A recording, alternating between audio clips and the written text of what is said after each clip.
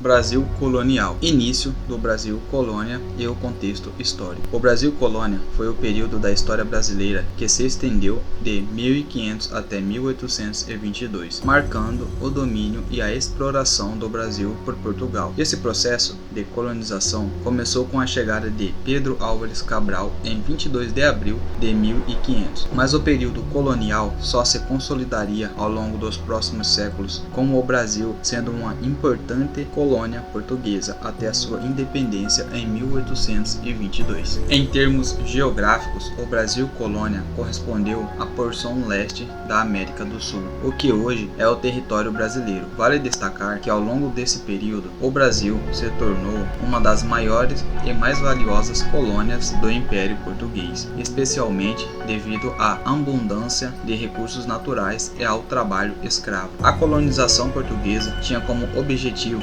explorar as riquezas do Brasil para atender às crescentes demandas do mercado europeu. Em termos políticos, Portugal dominava o Brasil com uma visão centralizada, que mais tarde se transformaria em um sistema de capitanias hereditárias, destinado a descentralizar a administração do vasto território. Esse modelo teve falhas, mas ajudou a moldar a dinâmica política e a economia da colônia ao longo do tempo. O encontro entre portugueses e indígenas. Quando os portugueses chegaram ao Brasil em 1500, encontraram um território habitado por uma diversidade de tribos indígenas. Estima-se que havia entre 1,5 a 5 milhões de indígenas espalhados pelo Brasil, organizados em diversos grupos linguísticos e culturais. Cada tribo tinha sua própria forma de organização social, crenças e hábitos. Os indígenas brasileiros se destacavam por uma relação com a terra voltada para a subsistência, agricultura e caçadas, com destaque para o cultivo de mandioca,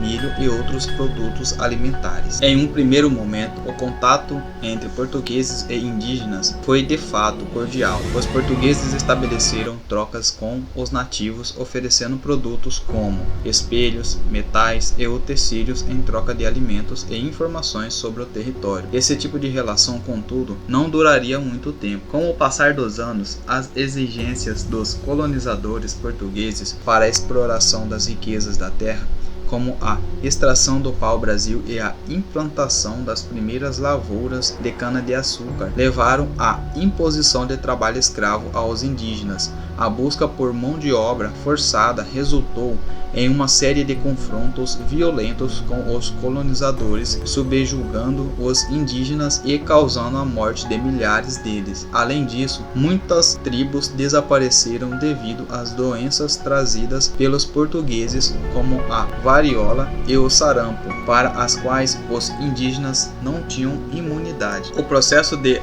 aculturação forçada e a colonização imposta aos povos nativos alteraram profundamente as formas de vida tradicionais, com muitos indígenas sendo obrigados a adotar a religião católica, o modo de vida europeu e até a língua portuguesa. O choque cultural entre portugueses e indígenas foi uma das primeiras e grandes marcas do Brasil colônia. A missão de Cabral e o Tratado de Tordesilhas. Essa disputa entre Portugal e Espanha sobre a divisão das terras tornou-se um dos fatores-chave na negociação posteriores entre as duas coroas e no estabelecimento das bases para a expansão territorial de Portugal no Brasil. Ao longo do tempo, o Tratado de Tordesilhas, ainda que importante, foi pouco eficaz para impedir a ocupação das terras brasileiras por outras potências europeias, como a França e a Inglaterra, o que motivou a consolidar ainda mais o domínio português no Brasil. A exploração econômica e as tentativas de invasões. A partir do século XVI,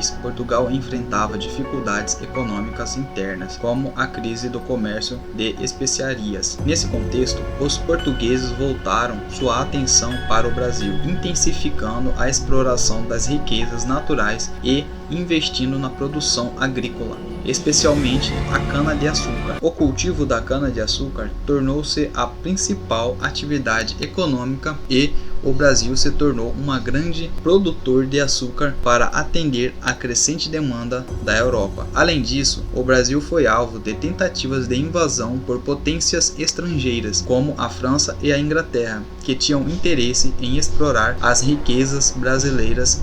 A França tentou estabelecer colônias no Brasil, especialmente no Maranhão e no Rio de Janeiro, e a Inglaterra, embora menos ativa militarmente, também visava o comércio de cana-de-açúcar e outros produtos brasileiros. Essas invasões e as disputas territoriais motivaram Portugal a consolidar sua presença no Brasil e a criar medidas de defesa, como a instalação de fortes e o aumento da presença militar portuguesa. Durante 3 séculos, o domínio português foi marcado pela exploração econômica intensa, enfrentando revoltas internas como as insurreições pernambucanas e as constantes tentativas de invasões estrangeiras. A administração colonial e o sistema de capitanias hereditárias. Para administrar o vasto território do Brasil, Portugal adotou o sistema das capitanias hereditárias. Uma forma de descentralizar a gestão colonial é dividir o território em faixas de terra, que seriam entregues a donatários nobres e aliados da coroa. Esses donatários tinham responsabilidades como garantir a segurança da região,